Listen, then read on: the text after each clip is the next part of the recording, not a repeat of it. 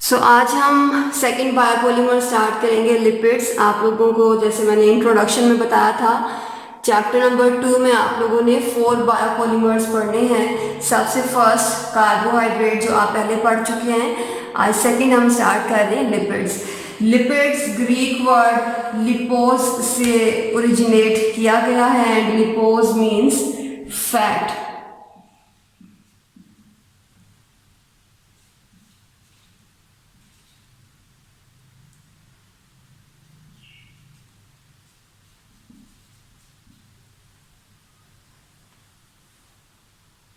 सो इसका स्ट्रक्चर और function study करने से पहले इसकी सॉलिबिलिटी देख लेते हैं कि जो लिपिड्स हैं ये कौन कौन से सॉल्वेंट्स के अंदर सॉलेबल हैं और कौन कौन से सॉल्वेंट्स के अंदर लिपिड्स इनसॉलेबल होते हैं। इससे पहले जो आप लोगों ने कार्बोहाइड्रेट्स पढ़े थे, कार्बोहाइड्रेट्स वाटर के अंदर सॉलेबल थे, वाइल जो लिपिड्स हैं ये वाटर में इनसॉलेबल होंगे।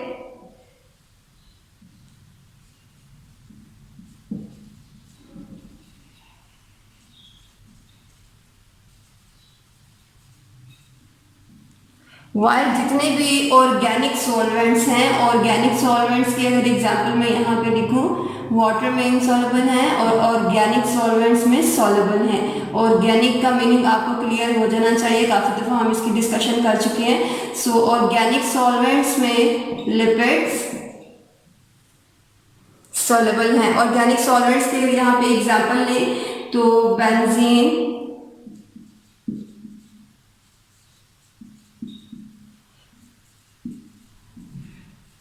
Chloroform and alcohol. ठीक है, ये सारे ऑर्गेनिक सॉल्वेंट्स की एग्जांपल हैं। ओके, सो लिपिड्स वाटर के अंदर इनसॉल्युबल हैं। वाटर के अंदर इनसॉल्युबल क्यों है? बिकॉज वाटर पोलर सॉल्वेंट है। पोलर सॉल्वेंट मीन्स कि ऐसा सॉल्वेंट जिसके अंदर नेगेटिव एंड पॉजिटिव चार्जेस होते हैं। वाइल जितने भी लिपिड्स हैं ये हाइड्रोफोबिक हैं। हाइड्रोफोबिक मैं आपको पहले चीज क्लियर कर चुकी हूँ कि हाइड्रोफोबिक वो जो कि वाटर को रिपेल करते हैं, वाटर को रिपेल करते हैं। इट मीन्स कि वाटर के अंदर डिजोल्व नहीं होते हैं। सो ये इस सॉलिबिलिटी एंड इसका मीनिंग स्टडी करने के बाद लिपिड्स के फंक्शंस स्टडी कर लेते हैं, फिर इसके बाद इसकी क्लासिफिकेशन देखते हैं।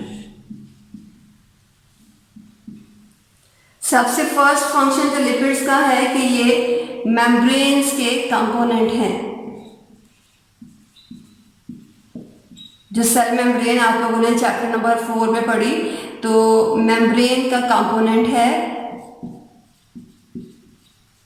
और मेम्ब्रेन का जो कंपोनेंट है वो किस तरह से हेल्प आउट कर रहा है सेल की शेप को मेंटेन करने के लिए। जब आपको सेल के बारे में बता रही थी तो तब मैंने बताया था कि सेल का जो इंटरनल इन्वायरमेंट है वो एक्वस होता है, मीन्स कि उसमें वाटर की जो क्वांटिटी है वो ज़्यादा होती है। तो वाटर की क्वांटिटी ज़्यादा है, इट मीन्स कि उसका जो इनर सारे का सारा मैटर है साइटोप्लाज्म के अंदर, इनर साइड जो है वो हाइड्रोफिलिक होगी। हाइड्रोफिलिक मीन्स कि ये वाटर के अंदर डिजोल्व हो जाएंगे। वाइल जो मेम्ब्रेन के कंपोनेंट्स हैं, सेल के अंदर वाला सारे का सारा पार्ट हाइड्रोफिलिक है,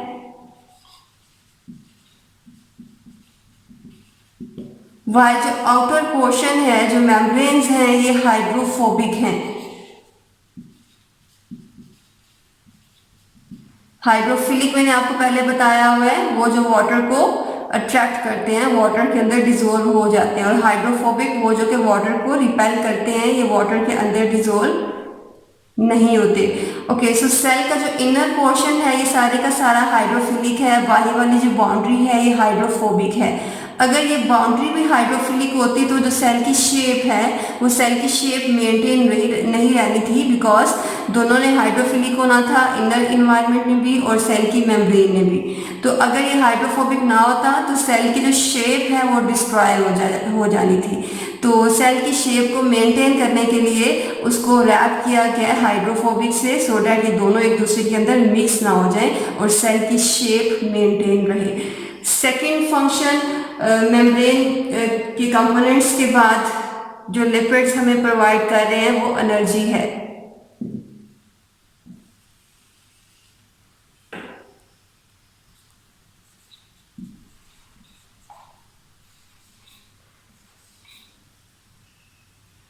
कि जितने भी आप फैट्स खाते हैं वो कोई भी ऑयल की फॉर्म में, घी की फॉर्म में आपने फूड में यूज़ कर रहे हैं, बटर है, चीज़ है या मिल्क है, वो आपको ज़्यादा एनर्जी प्रोवाइड करता है as compare to carbohydrates. Carbohydrates में आपने पढ़ा था कि हर एक कार्बन के साथ एक हाइड्रोक्सल और एक हाइड्रोजन एटम होता है।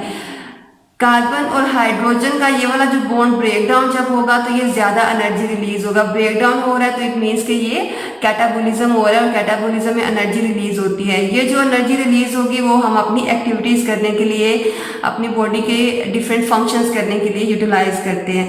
Okay, so in case of lipids क्या होता है कि एक कार्बन के साथ दो हाइड्रोजन अटैच होते हैं। दो हाइड्रोजन अटैच हैं तो इट मीन्स कि यहाँ पे एनर्जी भी डबल होगी एज कंपेयर टू लिपिड्स। ये हमने कार्बोहाइड्रेट्स का ड्रॉ किया है और ये लिपिड्स का बताया है कि कार्बोहाइड्रेट में एक कार्बन के साथ एक ही हाइड्रोजन है, ठीक है। और आपने तब पढ़ा था कि ये आपको मेजर सोर्स प्रोवाइड कर रहा है एनर्जी का।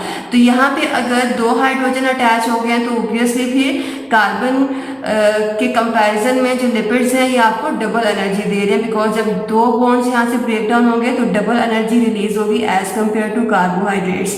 तो जो लिपिड्स हैं फिर ये आपको जो एनर्जी है वो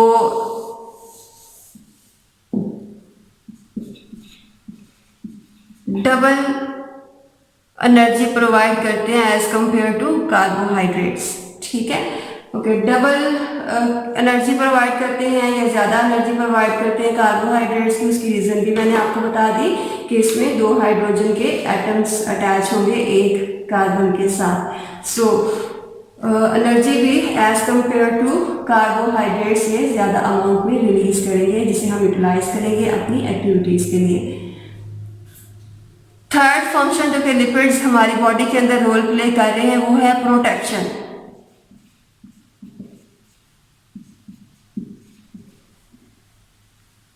प्रोटेक्शन बेटे दो चीज़ों से हो सकता है, बिकॉज हम पहले बड़े क्लियर कट बात कर चुके हैं कि जो लिपिड्स हैं ये हाइड्रोफोबिक हैं और हाइड्रोफोबिक की काफ़ी दफ़ा हमने डेफिनेशन भी डिस्कस की है।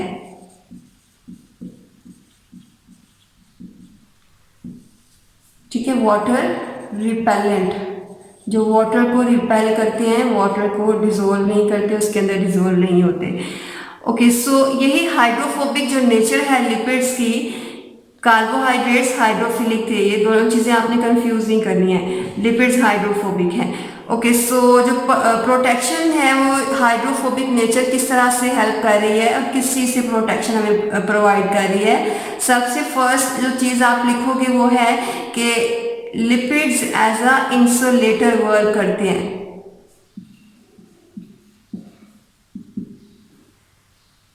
दो तरह की टर्म आप पहले फिजिक्स में पढ़ चुके होंगे, इंसुलेटर एंड कंडक्टर। इंसुलेटर कोई भी ऐसा सब्सटेंस है जिसके थ्रू कोई भी करंट आपने पढ़ा होगा या कोई भी चार्जेस फ्लो नहीं कर सकते।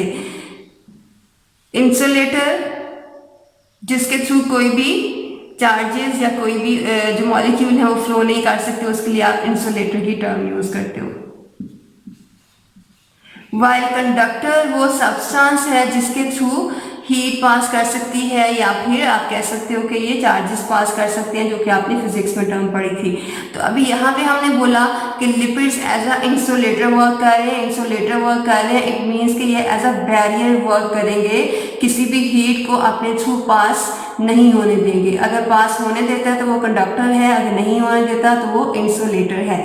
तो फिर जो लिपिड्स हैं ये एज अ इंसुलेटर वर्क कर रहे हैं, तो क्या ये हीट को क्रॉस करने देंगे? बिल्कुल नहीं करने देंगे। क्यों नहीं करने देंगे और क्या काम करेंगे ये? फॉर एग्जांपल ये कोई भी ह्यूमंस की बॉडी है तो बाहर अगर फॉर एग्जांपल विंटर में टेम्परेचर 7 डिग्री सेंटीग्रेड हुआ है, ह्यूमंस की बॉडी का टेम्परेचर 30 डिग्री सेंटीग्रेड है। ना सिर्फ ह्यूमंस में बल्कि सारे बाकी एनिमल्स की भी ये बात कर रही हूँ मैं। ओके, सो अब अगर यहाँ पे बाहर टेम्परेचर कम है तो ऑब्वियसली आपको पता है कि जो डिफ्यूजन का प्रोसेस है वो स्पॉन्टेनियस है, उससे आप होने से नहीं रोक सकते हो, वो खुद ब खुद होता रहता है और उसकी डायरेक्शन हाई कंसंट्रेशन से लो कंसंट्रेशन की तरफ होती है, ये आप पहले पढ़ चुके हैं। तो अब अगर यहाँ पे बॉडी को किसी इंसुलेटर ने कवर नहीं किया होगा, फैट ने कवर नहीं किया होगा, या बाकी चीज़ों ने जो एज ए इंसुलेटर वर्क कर रही हैं वो कवर नहीं करेंगी, तो बॉडी की जो हीट है वो बाहर की तरफ इक्विलिब्रियम अटेन करने के लिए मूव करना शुरू कर देगी। ओके, अब अगर हीट मूव करना शुरू कर देगी तो इसकी बॉडी का टेम्परेचर भी 7 डिग्री सेंटीग्रेड होना शुरू हो जाएगा, और इक्विलिब्रियम अटेन होने के बाद जब इसकी बॉडी का टेम्परेचर 7 डिग्री सेंटीग्रेड होगा तो इसकी बॉडी के अंदर होने वाले वो सारे फंक्शंस जिनको 37 टेम्परेचर चाहिए था वो स्टॉप हो जाएगा, इसकी बॉडी के फंक्शन स्टॉप हो जाएंगे। इट मीन्स कि इसकी डेथ भी हो सकती है। सो लिपिड्स जो हैं ये हीट के क्रॉस को एज अ हीट को या फिर कोल्ड दोनों के लिए एज अ इंसुलेटर वर्क कर रहे हैं। ठीक हो गया। ओके, सो इंसुलेटर वर्क कर रहे हैं, इसके साथ साथ ये हमें as a water proof agent भी मौजूद हैं। वाटर प्रूफ मीन्स कि जहाँ पे भी ये मौजूद होंगे, फॉर एग्जांपल ये लीफ की सरफेस की बात कर रहे हैं हम, तो अगर लीफ की सरफेस को कवर किया हुआ है किसी भी लिपिड ने, तो जो भी इस प्लांट की बॉडी के अंदर वाटर होगा वो इस लीफ की सरफेस से बाहर क्रॉस नहीं कर सकेगा। और लीफ की सरफेस के ऊपर वैक्स की लेयर होती है जो कि लिपिड्स ही हैं, और ये हाइड्रोफोबिक नेचर की वजह से प्लांट की बॉडी के अंदर टेम्परेचर के लेवल को मेंटेन करते हैं। ठीक है, सो वाटर को भी क्रॉस नहीं होने देता, सो वाटर का लेवल मेंटेन रखे हुआ है, और इसके अलावा हीट एंड कोल्ड को भी क्रॉस नहीं होने दे रहा, और बॉडी के टेम्परेचर को मेंटेन करने में रोल प्ले कर रहे हैं।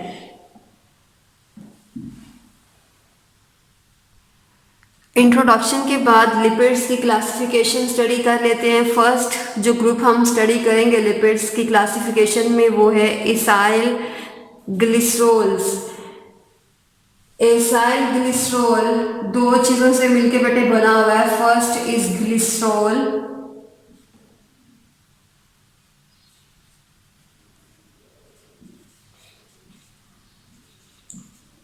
And second is fatty acid.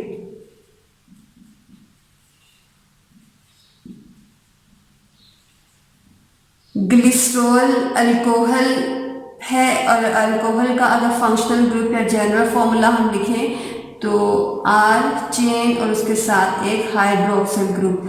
Fatty acids का जनरल फॉर्मूला अगर लिखें एक आर चेन, आर मीन्स के इसके साथ कोई भी अल्काइल के इस तरह से CH3 CH2 CH2 कोई भी इस तरह की चेन अटैच हो सकती है। इसके अंदर लेंथ वेरी कर सकती है और कार्बन के एटम्स का नंबर वेरी कर सकता है। इसका जो जनरल फॉर्मूला है वो R, और एंड पे आपने एक कार्बोक्सिलिक ग्रुप लिख देना है। फैटी एसिड्स को आगे डिटेल के साथ हम पढ़ेंगे भी।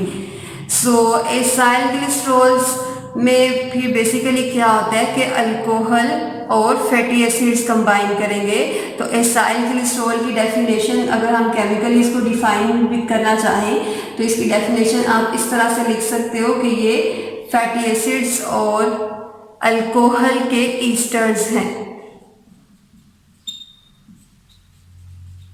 Esters of fatty acid and alcohol.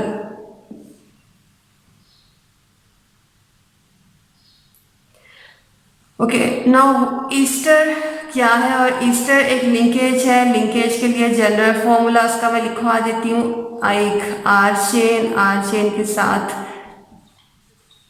ये आपने एक कार्बन और दो ऑक्सीजन के एटम्स और एक सेकंड उसके साथ आर चेन अटैच करवानी है आपने। Okay, esters of fatty acids and alcohol हमने बोला है, तो हम यहाँ पे इस ईस्टर की फॉर्मेशन देख लेते हैं कि ईस्टर बॉन्ड सिंथेसाइज किस तरह से होता है। उसके बाद हम एसाइल ग्लिसरॉल की फॉर्मेशन देख लेंगे। अभी हम ईस्टर्स देखने लगे हैं कि जो ईस्टर बॉन्ड है वो फैटी एसिड्स के कंबाइन करने से और अल्कोहल के कंबाइन करने से किस तरह बनेगा।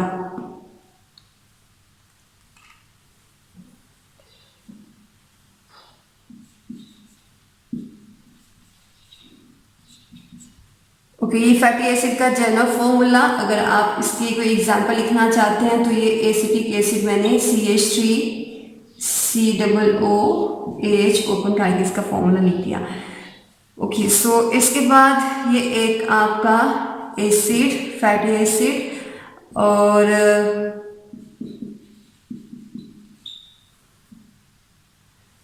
फैटी एसिड्स के साथ आपने रिएक्शन करवाना है अल्कोहल का। अल्कोहल का जनरल फॉर्मूला आर चेन और हाइड्रोक्सिल ग्रुप। अगर आप इसकी कोई एग्जांपल लिखें तो हम यहाँ पे C2H5OH ये हमारा फॉर्मूला आ जाता है। ओके, अब यहाँ पे ये जो आपका अल्कोहल है, अल्कोहल हाइड्रोक्सिल ग्रुप डोनेट कर देता है, और जो एसिड है ये हाइड्रोजन एटम डोनेट कर देता है। ये अल्कोहल है आपकी। ओके, ये हाइड्रोक्सिल ग्रुप और ये हाइड्रोजन एटम, ये दोनों कंबाइन करके क्या बना देंगे, वाटर का मॉलिक्यूल। और जो रिमेनिंग आपके एटम्स हैं ये कंबाइन करके क्या बनाएंगे, यहाँ पे मैं रीअरेंज कर देती हूँ जनरल टर्म भी और इसकी एग्जांपल्स भी। COO,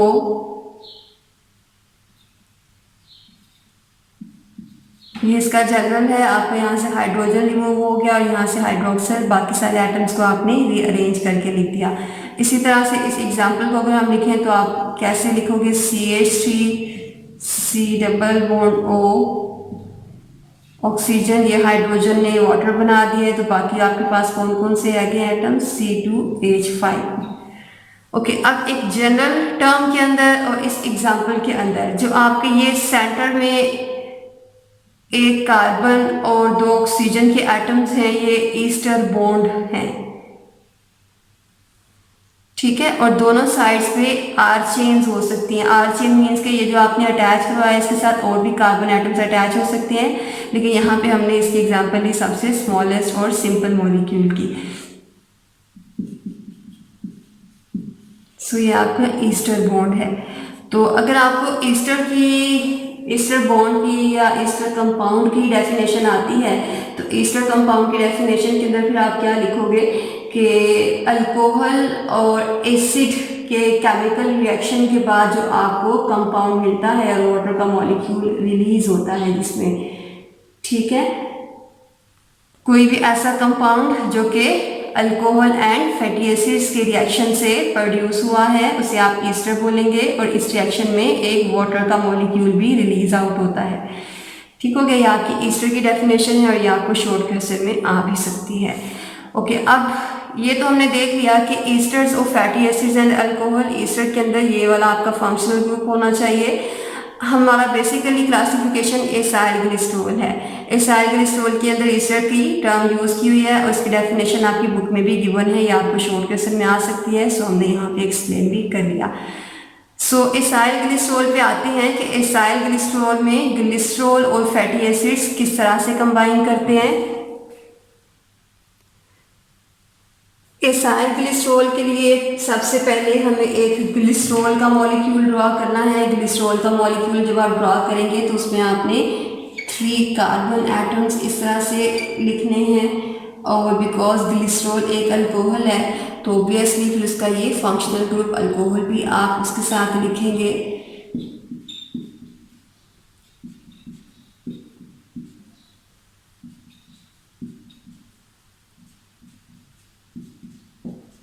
ओके, सो ये जो मॉलिक्यूल हमने यहाँ पे लिखा है ये ग्लिसरॉल है एंड ग्लिसरॉल इज अल्कोहल।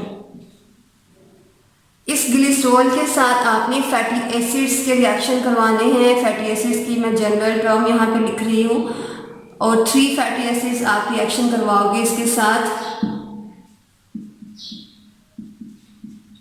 ये first fatty acid, second and third. Okay, so जब भी alcohol and fatty acids combine करेंगे तो इसमें से जो अल्कोहल है वो हाइड्रोक्सिल ग्रुप डोनेट करेगी and fatty acid hydrogen atom donate करेगा।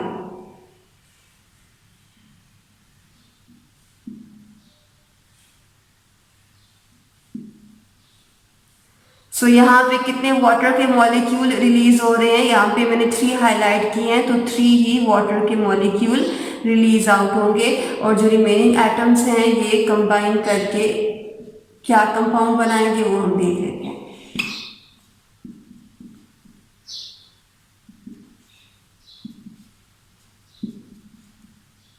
जस्ट जो हाईलाइट किया हुआ है उसे आप स्किप कर दें, बाकी आपने एज सच ड्रॉ कर देना है।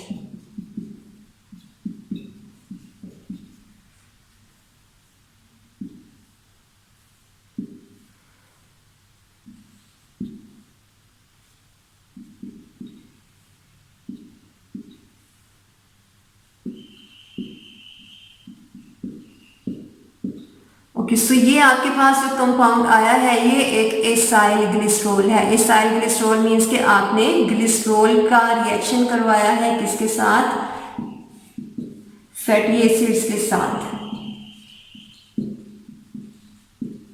और बिकॉज यहाँ पे एक ग्लिसरॉल का मॉलिक्यूल 3 फैटी एसिड्स के साथ कंबाइन करके एक आपको एसाइल ग्लिसरॉल दे रहा है, तो ऐसे एसाइल ग्लिसरॉल को आप बोलेंगे ये ट्राई एसाइल ग्लिसरॉल है, बिकॉज इसमें 3 फैटी एसिड्स के मॉलिक्यूल्स अटैच कर रहे हैं आपके एक ग्लिसरॉल के मॉलिक्यूल के साथ, ट्राई एसाइल ग्लिसरॉल, या फिर आप इसको न्यूट्रल लिपिड्स भी कह सकते हो।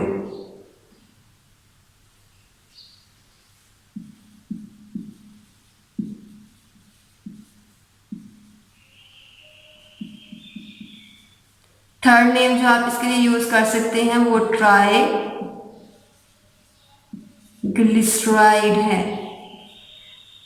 ओके, सो ये सबसे कॉमन एसाइल ग्लिसरॉल है जो कि यूज होता है, ट्राई एसाइल ग्लिसरॉल। इसके डिफरेंट नेम्स आपको तीनों डिफरेंट नेम्स के अकॉर्डिंग ही शॉर्ट क्वेश्चन आ सकता है कि न्यूट्रल लिपिड्स की फॉर्मेशन लिखें, ट्राइग्लिसराइड की फॉर्मेशन लिखें, या फिर ट्राई एसाइल ग्लिसरॉल की फॉर्मेशन लिखें। तो आपने ये वाली सारी इक्वेशन लिख देनी है। ओके, आई होप कि आपको एसाइल ग्लिसरॉल की फॉर्मेशन और उसकी डेफिनेशन क्लियर हो गई होगी।